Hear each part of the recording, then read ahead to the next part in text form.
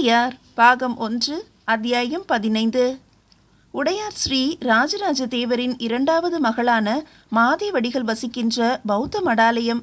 அங்கு போய்தான் அவர்களிடம்தான் மதுராந்தக கண்டராதித்தர் அடைக்கலம் கேட்டிருக்கிறார் என்றாள் ராஜராஜி. பஞ்சவன் மாதேவி கண் மூடிக்கொண்டார். என் சிவனே, என் சிவனே என்று உள்ளுக்குள் கதறினார். இங்கே ஆனந்தமயமாய் ஒரு மனிதர் உலகத்திலேயே மிக சிறந்த ஒரு கற்றளி எழுப்ப வேண்டும் என்று தீர்மானித்து செய்து கொண்டிருக்க, சிவனுக்கு மிக பெரிய கோவில் ஒன்று எழுப்ப வேண்டும் என்று ஆவலோடு அலைந்து கொண்டிருக்க, அவருக்கு எதிராய் அவரை சுற்றி என்னவெல்லாம் நடக்கிறது என்று வருத்தப்பட்டார். அரசரின் ஒரு வேதனை இன்னொரு வேதனையிடம் போய் நின்றிருக்கிறது. இந்த வேதனை அந்த வேதனையிடம் அடைக்கலம் கேட்டு 2 வேதனைகளும் ஒன்றாக இருந்திருக்கிறது. அங்கு என்ன நடந்ததோ இனி என்ன நடக்கப் போகிறதோ தெரியவில்லையே. அரசருடைய முதல் மகள் குந்தவை, 2வது மகள் மாதேவடிகள், 3வது குழந்தை மகன் ராஜேந்திரன். மாதேவடிகள் 16 வயதில் சிவனை மறுத்து சிவன் கோவில் பூஜையை மறந்து சபைக்கு வந்த பௌத்தர்களோடு வெளியேறி, இனி அரசவைக்கு திரும்ப மாட்டேன், அரசருக்கு மகளாக இருக்க மாட்டேன், இனி நான் துறவி என்று தெளிவாக அறிவித்துவிட்டு போய்விட்டாள். மாதேவடிகள் நன்கு நடனமாடக்கூடியவர்கள், அருமையாய் பாடக்கூடியவள், அற்புதமாய் சித்திரம் வரைபவள், மிகுந்த புத்திசாலி, கேள்வி கேட்பதில் மிகுந்த சாமர்த்தியசாலி, குதிரை ஏற்றம் கற்றவள், வில் வித்தை தெரிந்தவள். இப்படி எல்லா கலைகளையும் கற்று அவள் அனைத்தையும் நொடி நேரத்தில் உதறி நான் துறவி என்று போனது அரசருக்கு பேரிடியாக இருந்தது. அதிலிருந்து அரசர் மீள 2 வருடங்களாயிற்று.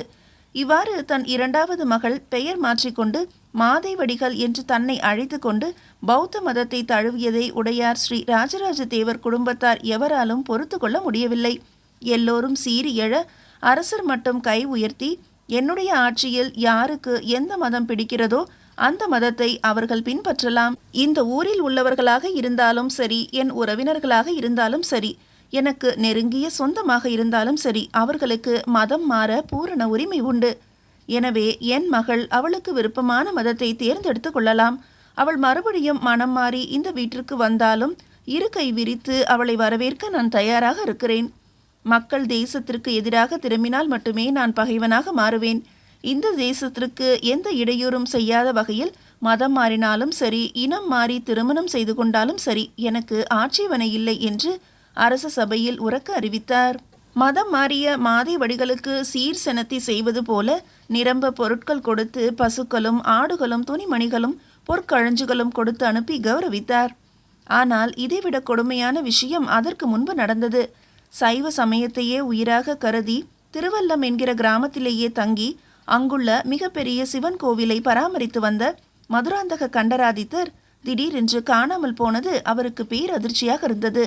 மேல் பாடி வரை போய் வருகிறேன், நாளை அரிஞ்சியருக்கு திதி வருகிறது என்று புறப்பட்டு போன மதுராந்தக கண்டராதித்தரை பிறகு காணவே இல்லை. அவரை சிலர் கடத்தி கொண்டு போனார்கள் என்று செய்தி வந்தபோது சோழ தேசம் முழுவதும் வலைவீசி தேடியும் கிடைக்கவில்லை. சேர தேசம், பாண்டிய தேசம் என எல்லா இடங்களிலும் தேடியும் அவர் காண கிடைக்கவில்லை. அவரை பாண்டிய நாட்டின் ஆபத்துதவிகள் எனப்படும் ஒரு தனிப்படை சோழ தேசத்தை பழிவாங்குவதற்காக சபதமேற்று அழைத்து போய் இருக்கிறதாக தகவல்கள் வந்தன. அவர்கள் இடம் மாறிக்கொண்டே இருக்கிறார்கள் என்றும் சொல்லப்பட்டது. தேடுதல் ஓயும் வரைக்கும் அவர்கள் நிரந்தரமாய் தங்கப் போவதில்லை என்றும் தெரிவிக்கப்பட்டது. பாரத தேசத்தின் மேற்கு கடற்கரையை அடைந்து அங்கிருந்து வடக்கே போய் சோழர்களுடைய நிரந்தர பகைவனான சத்யாஸ்ரீனிடம் அவர்கள் சரணடைந்தார்கள் என்று சொல்லப்பட்டது. தனக்கு உரிமையுள்ள சோழ சாம்ராஜ்யத்தில் ராஜராஜர் அமர்ந்திருக்கிறார் என்றும், அவர் வாரிசுகளே மறுபடி அரசாள முற்படுகின்றன என்றும், அதை உடைத்து எறிந்து தன்னுடைய ஆட்சியை தான் நிலைநிறுத்தி சபதம் மேற்கொண்டு அதற்காக படை திரட்ட வடமேற்கே மதுராந்தக கண்டராதித்தர் போயிருக்கிறார் என்றும் திருவல்லம் முழுவதும் செய்தி பரப்பப்பட்டது. யார் இந்த செய்தியை பரப்பினார்கள் என்று விசாரிக்க, மதுராந்தக கண்டராதித்தரே இப்படி பரப்பச் சொன்னதாகவும் சிலர் சொன்னார்கள். இந்த செய்தி மதுரையிலும் சேர தேசத்திலும் அதிகம் பேசப்பட்டது. தஞ்சையில் கிசுகிசுப்பாக பரிமாறிக்கொள்ளப்பட்டது. சோழ தேசத்திற்கு எப்போதும் ஒரு ஆபத்து இருந்து கொண்டே இருக்கும். அப்படி இருந்தால்தான் சோழ தேசம் சிறப்பாக இருக்கும் என்று குடிமக்களால் சிரிப்பாக சொல்லப்பட்டது. அந்த சிரிப்பினூடே கவலையும் இருந்தது. ஆனால் 2-3 வருடங்களாக மதுராந்தக கண்டராதித்தரிடமிருந்து எந்த செய்தியும் வரவில்லை. அவர் எங்கிருக்கிறார் என்றும் தெரியவில்லை. உடையார் ஸ்ரீ ராஜராஜ தேவர் இதை பற்றி சிறிதும் கவலைப்படவில்லை. போர் என்று ஒன்று வருமல்லவா, அப்போது பார்த்து கொள்ளலாம். படை திரட்டி சோழ தேசத்தை நோக்கி வருவதற்கு சில நாட்கள் ஆகும் அல்லவா? படை திரட்டுகிறார்கள் என்று தெரிந்தால் போதும், நான் திரட்டுகிற இடம் நோக்கி என் படைகளை திரட்டி கொண்டு போவேன். நேருக்கு நேர் மோதுகிற போது அவர்கள் யார் யார் என்று தெரிந்து போகும். யார் பக்கம் இறைவன் இருக்கிறான் என்பதும் விளங்கிவிடும். எனவே சபதம் செய்துவிட்டு காணாமல் போனவனை பற்றி எனக்கு எந்த அக்கறையும் இல்லை. அவன் யாரிடம் போய் சேர்ந்தாலும் அது பற்றி கவலை இல்லை. சதி திட்டங்கள் ரகசியமாக தீட்டலாம். போர் நேரடியாகத்தானே நடத்த வேண்டும். நம்முடைய பலத்தை போரின் போது நாம் காட்டுவோம். அதுவரை அவரவர் வேலையை அமைதியாக செய்து கொண்டிருக்கலாம். வீணாக தெருவில் அரசியல் பேசுவது என்பது எனக்கு பிடித்தமான விஷயமல்ல. சோழ தேசத்திற்கு நாம் செய்ய வேண்டிய பணிகள் அதிகம் இருக்கின்றன. சோழ தேசத்தின் விளைநிலங்களை அளவெடுக்க வேண்டும். எல்லா கிராமங்களையும் ஒன்று திரட்டி அதற்கு பொதுவான சபை அமைக்க வேண்டும். அந்த சபைக்கு ஆட்களை நல்ல முறையில் தேர்வு செய்ய குடவோலை முறை வகுக்க வேண்டும். 3 வருடத்திற்கு ஒரு முறை குடவோலை முறை நடத்த வேண்டும். எல்லா குடியினருக்கும் எல்லா வித வசதிகளும் கிடைத்து மக்களை சந்தோஷமாக வாழ வைப்பதே உயர் அதிகாரிகளின் கடமையாக, படித்தவர்களின் கடமையாக, செல்வந்தர்களின் கடமையாக இருக்க வேண்டும். நமது மக்களை நாமே இழிவுபடுத்துவதும் இனம் சொல்லி புண்படுத்துவதும் சற்றும் தகாது. திறமையுள்ளவர் எந்த இனத்தில் இருப்பினும் அவர் அங்கீகரிக்கப்பட வேண்டும், கொண்டாடப்பட வேண்டும். அதுதான் அடுத்த தலைமுறை இளைஞர்களுக்கு நல்ல பழக்க வழக்கங்களை கொண்டு வந்து கொடுக்கும். இல்லையெனில் நாம் ஒரு சொல்லால் இழிவுபடுத்தினோம் என்றால் நம் பிள்ளைகள் 3 சொற்களால் இழிவுபடுத்த துவங்குவார்கள் என்று மதுராந்தக கண்டராதித்த தேவர் விஷயத்தை உடையார் ஸ்ரீ ராஜராஜ தேவர் சாதாரணமாக்கிவிட்டார். அவர் இன வேறுபாடு கூடாது என்று பேசியதுதான் மக்களுக்கு முக்கியமாக போய்விட்டது. விளைநிலங்களை அளக்கிற விஷயத்துக்கு ஜனங்கள் திசை திரும்பி விட்டார்கள். 3 போக நிலம் எது, 2 போக நிலம் எது, 1 போக நிலம் எது என்று சர்ச்சையில் இறங்கிவிட்டார்கள். 1 போக நிலம் அதிகம் இருப்பது தெரிந்ததால் கால்வாய்கள் வெட்டும் பணியும் கூடவே தொடர்ந்து நடந்தன. பிறகு மக்களுக்கு மதுராந்தக கண்டராதித்த தேவர் காணாமல் போனது நினைவில்லாமல் போய்விட்டது. திடீரென்று அந்த பெயர் உச்சரிக்கப்பட்டதும் பஞ்சவன் மாதேவி திகைத்தார். அவர் எதிரியா அல்லது உறவா என்று புரியாமல் விழித்தார். நேரே சோழ தேசத்திற்கு வந்தால் தான் சொல்பவைகளை நம்புவார்களோ மாட்டார்களோ என்று பயந்து எங்கோ ஒரு பௌத்த மடத்தில் மாதேவடிகளின் பாதுகாப்பில் தன்னுடைய அலங்காரங்களை எல்லாம் அழித்துவிட்டு முற்றிலும் உருமாறி மதுராந்தக கண்டராதித்த தேவர் அமைதியாக உட்கார்ந்து விட்டார். முதலில் வேடமாக பௌத்த துறவி ஆடைகளை அணிந்தாலும் பிறகு மெல்ல மெல்ல மாறி மாதேவடிகளின் போதனைகளால் அவரும் பௌத்தராகிவிட்டார் என்று சொல்லுகிறார்கள்.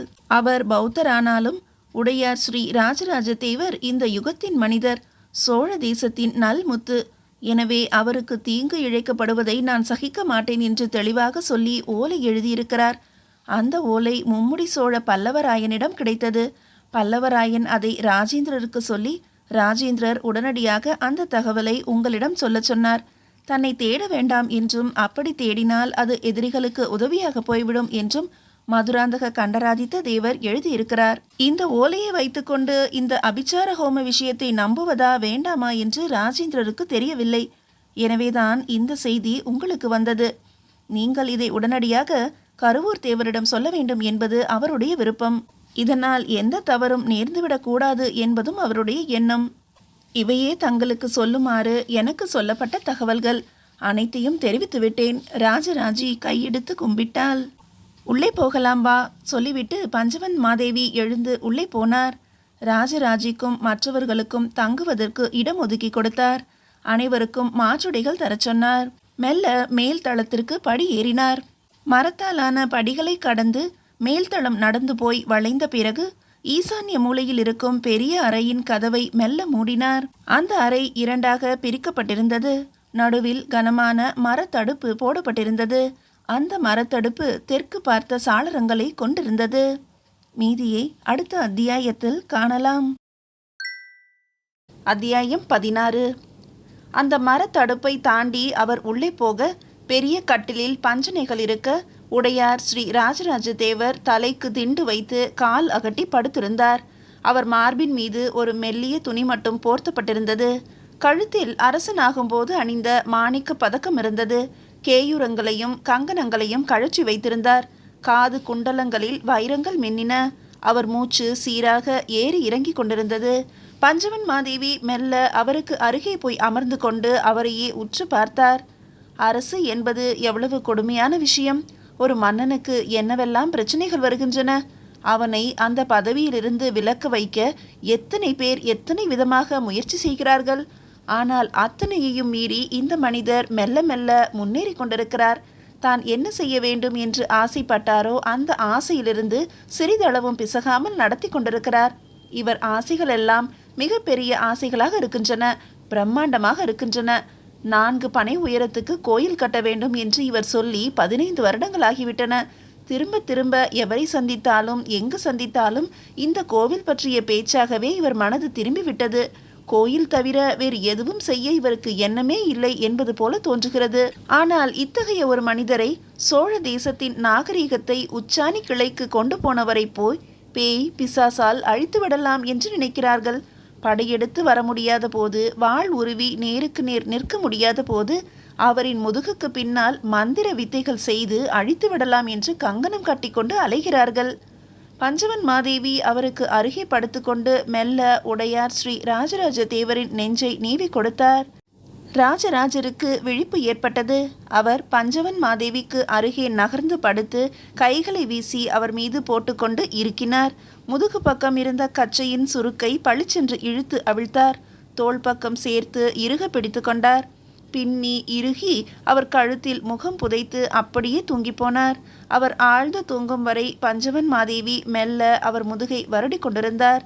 இடது கையால் தலையை தடவி கொண்டிருந்தார். அந்த சுகம் அவரை இன்னும் ஆழ்ந்த தூக்கத்துக்கு கொண்டு போயிற்று. தன்னுடைய சுகத்தை விடுத்து தனக்கு வேண்டியவைகளை மறந்து புருஷன் நன்கு தூங்க வேண்டும் என்று சிருஷ்டை செய்கிற மனைவிகள் அற்புதமானவர்கள், தபஸ்விகள். அவர்கள் புகழைத்தான் உலகம் இன்னமும் சொல்லிக் கொண்டிருக்கிறது. ஆதிகேசவன் நடந்து மாளிகையை விட்டு வெளியே போனார். அந்த ஊர் எல்லையில் உள்ள கொட்டாரத்தில் உறங்கிக் கொண்டிருந்த காவல் வீரனை எழுப்பினார். என்னை கொண்டு போய் பழமர் நேரியில் விடு என்று கட்டளையிட்டார். அவன் எழுந்து முகம் துடைத்து கொண்டு குதிரையை சிறு தேரில் பூட்டினான். 2 பேர் நின்று பயணம் செய்கின்ற சிறு தேர் அது. உட்கார்ந்தால் குதிரைக்கு எடை கூடி கஷ்டமாக இருக்கும் என்பதால் கால் பரப்பி அருகே இருக்கின்ற மூங்கிலை பிடித்து நின்று கொண்டே வருவார்கள். ஒருவர் தாராளமாக ஓட்டிக்கொண்டு வரலாம், 2 எளிதாக பயணம் செய்யலாம். சில சமயம் இம்மாதிரி தேரில் 3-4 பேர்கள் கூட ஏறுவதுண்டு. நல்ல குதிரை பூட்டி 2 பேர் ஏற அந்த குதிரை வெகு விரைவில் குறிப்பிட்ட இடத்தை அடைந்துவிடும். அவர் பழமர் நேரியை கால் நாழிகையில் அடைந்தார். குதிரைக்காரனுக்கு காசு கொடுத்துவிட்டு வீடு நோக்கி நடந்தார். வீட்டை அடைந்து கதவை தட்டினார். குமுதினி கதவு திறக்க உள்ளே போய் முற்றத்தில் இறங்கி கை கால் அலம்பி முதுகு முழுவதையும் நீர் அடித்து தெளித்து கொண்டு இடுப்பு வேட்டியை உருவி போட்டு தலைக்கு தண்ணீர் தெளித்து மறு வினாடியே உடை மாற்றி பல் தேய்த்து உலர்ந்த துண்டால் முகம் தலையெல்லாம் துடைத்து சிகையை பிரித்து விட்டு கொண்டு மறுபடியும் திருமண் எழுதி இடுப்பு வேட்டியை சரசரவென்று மடித்து கட்டிக்கொண்டு மேல் துணியை இடுப்பில் இறுக்கிக் கொண்டு வீட்டின் அடுப்பு தளத்தில் நடுப்புறத்தில் படுத்திருக்கும் பிரம்மராயரின் அருகில் போய் நின்றார். பிரம்மராயர் எழுந்து உட்கார்ந்ததும் அவரை சாஷ்டாங்கமாக விழுந்து நமஸ்கரித்தார். ஆதிகேசவன் உட்கார். பிரம்மராயர் கை காட்ட ஆதிகேசவன் பிரம்மராயருக்கு அருகே அமர்ந்தார். என்ன, ராஜராஜி எதற்கு வந்திருக்கிறாள்? பிரம்மராயர் கேட்டார். மிக மிக முக்கியமான தகவல் கொண்டு வந்திருக்கிறாள். அப்படியா? அதை என்னிடம் சொல்லவில்லையே. யாரிடம் சொன்னால்? மன்னரிடம் வழியில் பேசினாளா? மன்னரிடம் ஒரு வார்த்தை பேசவில்லை. மன்னரை மேலே மாடிக்கு அனுப்பிவிட்டு கீழே தூங்கப் போவது போல பாவனை செய்து பஞ்சவன் மாதேவியை தனியே சந்தித்து பேசினாள். பஞ்சவன் மாதேவியிடம் அவள் சொன்ன விஷயங்களை ஒட்டு கேட்டுவிட்டு உங்களிடம் வந்து சொல்கிறேன். நல்லது. என்ன விஷயம்? மதுராந்தக கண்டராதித்த தேவர் ஓலை அனுப்பியிருக்கிறார். என்ன? அதிர்ந்து போய் பிரம்மராயர் திரும்பினார். ஆச்சரியத்தோடு கேட்டார். காணாமல் போன மதுராந்தக கண்டராதித்தரா? ஆம் ஐயன். உத்தம சோழனுடைய மகனாரா? ஆமாம். என்ன என்ன ஓலை? உடையார் ஸ்ரீ ராஜராஜ தேவருக்கு எதிராக கொல்லிமலையில் பாண்டிய தேசத்து ஆபத்துதவி வீரர்களால் அபிச்சார ஹோமம் செய்யப்படுகிறது. அந்த ஹோமம் பூத பைசாசங்களை கிளறி ராஜராஜ தேவர் மீது வந்து விழச் செய்யும். தேவர் உடல் நலம் இதனால் பாதிக்கப்படும். அவர் பற்கள் விழத் தொடங்கும் என்றெல்லாம் சொல்லப்படுகிறது. இந்த ஹோமம் முடிவதற்கு இன்னும் சிறிது நாட்களே இருக்கின்றன. இதை பற்றிய விவரங்களை கருவூர் தேவரிடம் சொல்லி கருவூர் தேவர் என்ன சொல்கிறாரோ அதன்படி செய்ய வேண்டும் என்று ராஜேந்திரர் கேட்டுக்கொண்டிருப்பதாக ராஜராஜி பஞ்சவன் மாதேவியிடம் சொன்னாள். ராஜேந்திரர் யார் யாரிடம் இதை சொல்ல சொல்லியிருக்கிறார்? இளவரசர் ராஜேந்திரர் இதை பஞ்சவன் மாதேவியிடம் மட்டும் சொல்லியிருக்கிறார். குறிப்பாய் உடையார் ஸ்ரீ ராஜராஜ தேவரிடமும் உங்களிடமும் சொல்லக்கூடாது என்று சொல்லியிருக்கிறாராம். ஏன்? காரணம் ஏதேனும் உண்டா? உண்டு. உங்களிடம் சொன்னால் நீங்கள் மறுவினாடியே இதை உடையாரிடம் தெரிவித்து விடுவீர்களாம். உடையார் ராஜராஜ தேவர் இதை நம்பாமல் சிரித்துவிட்டு புறந்தள்ளி விடுவாராம். ஏதேனும் செய்ய முற்பட்டால் செய்யக்கூடாது என்று சொல்லிவிடுவாராம். எனவே இந்த மாதிரி விஷயங்களை அவரிடம் எடுத்துக்கொண்டு போவதில் நியாயமில்லை. எனவே இந்த பிரச்சனையை தீர்க்கக்கூடிய ஒரே ஒரு மனிதர் கருவூர் தேவர் என்பதால் அவரிடம் சொல்லி இதை எப்படி சமாளிப்பது என்பதை தெரிவிக்கும்படி கேட்டுக்கொண்டிருக்கிறார். கருவூர் தேவர் என்ன கட்டளையிடுகிறாரோ அதே விதமாக செய்ய ராஜேந்திரர் சித்தமாக இருக்கிறார். ஹோமம் எத்தனை நாட்களாக நடைபெறுகிறது? கிட்டத்தட்ட 5 மாதங்களாக நடைபெறுகிறதாம். 6வது மாதம் இந்த ஹோமம் பூர்த்தியாகிவிடும் என்று சொல்கிறார்கள். அபிச்சாரத்தில் பலவிதமான ஹோமங்கள் இருக்கின்றன. இவர்கள் எந்த விதமான ஹோமம் செய்கிறார்கள்? ஏதேனும் தகவல் உண்டா? அது பற்றியும் ராஜராஜி பஞ்சவன் மாதேவியிடம் பேசினாள். வரமிளகாயையும் மாமிசங்களையும் மது குடங்களையும் நடுநிசியில் ஹோமகுண்டத்தில் சொரிந்து அதர்வன வேதத்தை உரத்து சொல்லி ஆடுகிறார்களாம். அப்படியா? உடையாரை போல பதுமை செய்து வைத்திருக்கிறார்களாமா? இல்லை, அப்படி ஒரு தகவலை ராஜராஜி சொல்லவில்லை. சரி, இதற்கு பஞ்சவன் மாதேவி என்ன சொன்னார்? எந்த பதிலும் சொல்லவில்லை. இதை கேட்டதும் நான் திடுக்கிட்டு சரிந்து விட்டேன். என்னை தேடுவதற்காக மூங்கில் கழியை உருவி 4 பக்கமும் வீசி எறிந்தார். என் மீது படாதவாறு நான் உட்கார்ந்தபடி எதிர்த்திசைக்கு போய்விட்டேன். அவர் தனக்கு பின்பக்கம் ஆள் இருப்பார் என்று நம்பிக்கொண்டு இடம் மாற்றி உள்ளே போய்விட்டார். இன்னும் அமைதியாக இருந்து விஷயங்களை கேட்டு வந்திருக்கலாம். ஒரு ஒற்றன் தான் அறியும் செய்தியை பற்றி திடுக்கிடுதல் கூடாது. அதிர்ச்சியை வெளிக்காட்டி கொள்ளல் கூடாது. உனக்கு நல்ல பழக்கங்கள் பயிற்சிகள் இருந்தும் முக்கியமான நேரத்தில் சரிவர செய்ய முடியாமல் போகிறது. அடிக்கடி இம்மாதிரி விஷயங்களில் உன்னை நீ ஈடுபடுத்திக் கொள்ள வேண்டும். வெறும் அந்தணனாகவே நீ உலவி வருகிறாய். முக்கியமான நேரத்தில் உன்னை வெளிக்காட்டி கொண்டிருக்கிறாய். அதனால் செய்தியின் தொடர்ச்சி பளிச்சென்று அருந்துவிட்டது பார். மென்மையாக ஆதிகேசவனை பிரம்மராயர் கடிந்து கொண்டார்.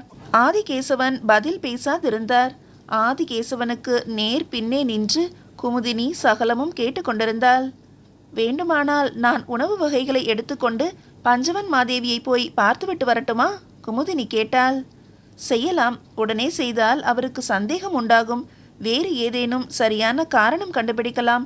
அந்த ஓலை மதுராந்தகருடைய ஓலைதான் என்பது ராஜேந்திரருக்கு எப்படி தெரியும்? ஓலை கொடுக்கப்பட்டதா? பிரம்மராயர் ஆதிகேசவன் பக்கம் திரும்பி கேட்டார். இல்லை, ஓலை கொடுக்கப்படவில்லை. ஓலையின் பிரதியும் கொடுக்கப்படவில்லை. ஓலையில் உள்ள விஷயங்கள் மட்டுமே சொல்லப்பட்டன. எந்த இடத்தில் அபிச்சார ஹோமம் நடக்கிறது என்று சொன்னாய்? கொல்லிமலையில். சரி, இது சாதாரணமாக நினைக்கக்கூடிய விஷயம் இல்லை. உடையார் ஸ்ரீ ராஜராஜ தேவர் என்ன செய்து கொண்டிருக்கிறார்? அவர் மாளிகைக்கு போன உடனேயே மேல் தளத்திற்கு போய் அறைக்குள் நுழைந்து விட்டார். இதை என் கண்ணால் பார்த்தேன். அலுப்பாக இருக்கிறது என்று பஞ்சவன் மாதேவியிடமும் சொன்னார். நடுநிசி வரைக்கும் உழைத்திருக்கும் மன்னருக்கு அலுப்பாகத்தான் இருக்கும். மறுபடி மன்னரிடம் வேறு ஏதேனும் மாற்றம் உண்டா? எதுவும் இல்லை. மன்னர் கம்பீரமாக தெளிவாக இருக்கிறார். நல்லது. ராஜராஜி என்ன செய்து கொண்டிருக்கிறாள்? ராஜராஜியும் உறங்கு போய்விட்டாள். பஞ்சவன் மாதேவி உறங்கிவிட்டாரா?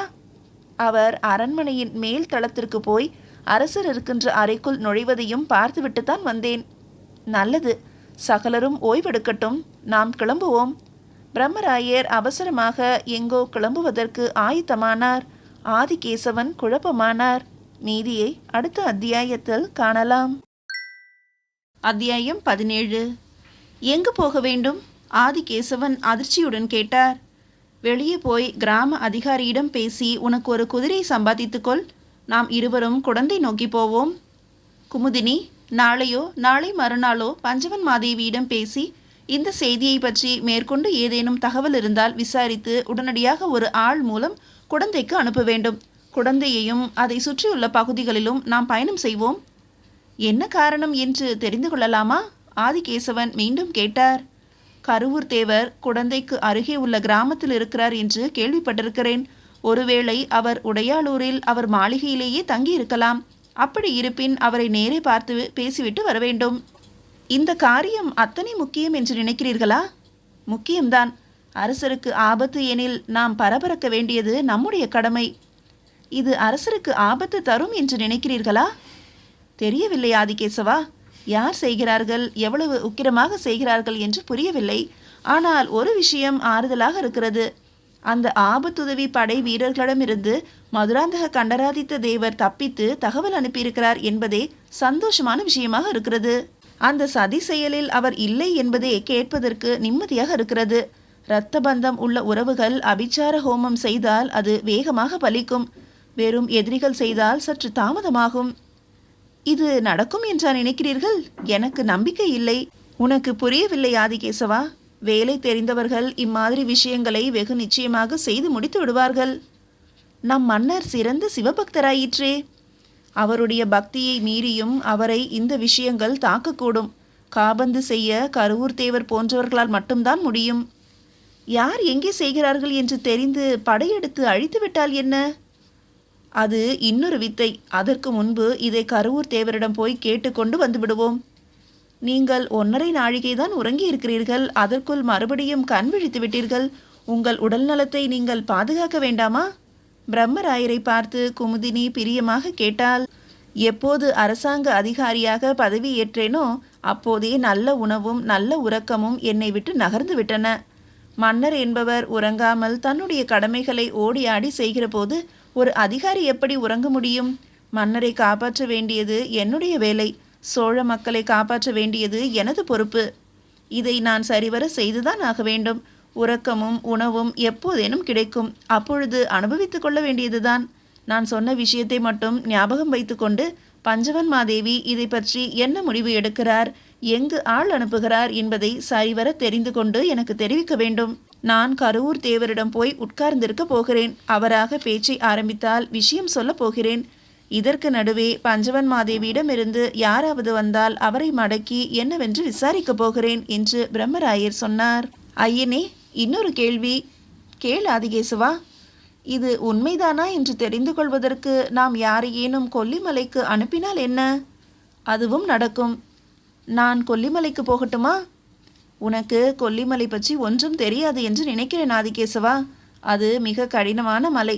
உன்னை போல தஞ்சாவூர் வயல்வெளியில் பிறந்து வளர்ந்தவர்கள் கொல்லிமலையில் ஏறி இறங்குவது என்பது கடினமானது. மலை ஏறுவதில் பயிற்சி பெற்ற மலைவாழ் மக்களை அனுப்பினால்தான் நகர்ந்து போக முடியும். வெறுமே அவர்கள் பூஜை செய்கிற இடங்கள் மட்டுமல்லாமல் அவர்கள் எப்படி தப்பித்து போவார்கள், எங்கே தப்பித்து போவார்கள், தப்பித்து போகும் வழிகளெல்லாம் என்னென்ன என்பதையும் நாம் தெரிந்து கொண்டாக வேண்டும். எனவே கொல்லிமலைக்கு நீ போக வேண்டாம். என்னோடு குடந்தைக்கு வந்துவிடு. நமது ஒற்றற்படையில் காரி குளிப்பாக என்பவன் இருப்பான். அவன் குள்ளன், மலைவாசி, விரைவாக குதிரை ஓட்டுவதில் வல்லவன், நல்ல வேஷதாரியும் கூட. அவன் ஒரு கோமாளியைப் போல நகரங்களில் நடமாடி நிறைய தகவல்கள் கொண்டு வந்திருக்கிறான். அவனை திருவையாறில் நிறுத்தி வைத்திருக்கிறேன்.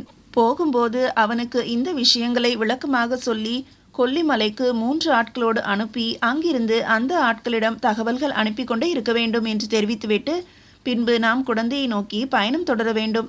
நீ அரசாங்க அதிகாரி எவரையேனும் முன்னே அனுப்பி காரி குளிப்பாகையை தயாராக இருக்க சொல். குமுதினி, உன்ன என்ன இருக்கிறது என்று அடிக்குரலில் குமுதினியை பார்த்து கேட்டார். பிரம்மராயர் கேட்டவுடனேயே குமுதினி சமையலறை நோக்கி ஓடினாள். அப்பங்கள் கொண்டு வந்தாள். கஞ்சியில் மோர் விட்டு கலக்கினாள். கலையங்களை அவர் எதிரே கொண்டு வந்து வைத்தாள். 2 அப்பம் தின்றுவிட்டு ஒரு குவளை நிறைய அரிசி கஞ்சியை குடித்ததும் சிறிய ஏப்பம் பிரம்மராயரிடமிருந்து வெளியே வந்தது. நல்ல உணவு குமுதினி. இது நாளை காலை வரை தாங்கும். நான் எங்கு போயிருக்கிறேன் என்று மன்னர் கேட்டால் குடந்தையை நோக்கி போயிருக்கிறேன் என்று சொல். என்ன வேலை என்று கேட்பார். குடந்தைக்கு அருகே நிலம் மடக்குகிற வேலை தொடர்ந்து நடந்து கொண்டிருக்கிறது.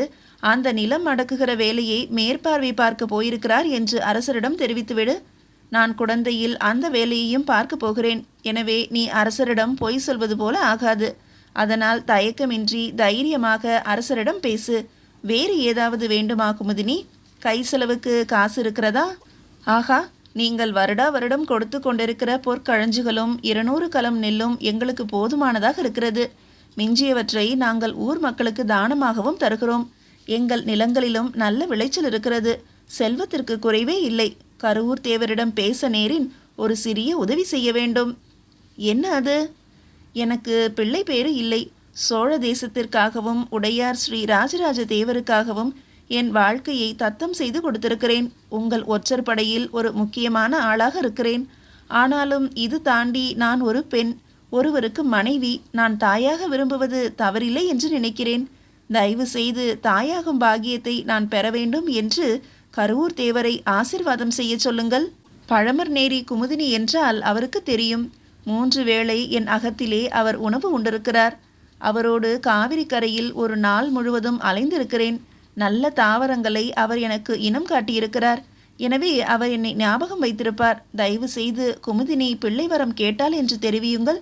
இந்த உதவி போதும் என்று கை கூப்பினாள் குமுதினி. நிச்சயம் சொல்கிறேன் என்று சொல்லிவிட்டு பிரம்மராயர் கிளம்ப, குமுதினி பிரம்மராயர் கையில் ஒரு குவளை நீர் கொடுத்தாள். பிரம்மராயர் நீர் குடித்துவிட்டு அவள் தலையை அன்போடு தடவி கொடுத்துவிட்டு வாசலுக்கு வந்தார். அவர் வாசலுக்கு வரவும் குதிரைகள் அவர் வீட்டு பக்கம் நகரவும் சரியாக இருந்தன. படியிலிருந்தே குதிரை மீது தாவி ஏறிக்கொண்டார். பிரம்மராயர் குதிரையை முன்னே செலுத்தியவுடன் ஆதிகேசவனும் குதிரையில் தாவி ஏறிக்கொண்டார். திரும்பி மனைவியை பார்த்தார். வருகிறேன் என்றார். மனைவி சரியென்று தலையசைத்தாள். ஆதிகேசவன் குதிரை பிரம்மராயரின் குதிரையை பின்தொடர்ந்தது.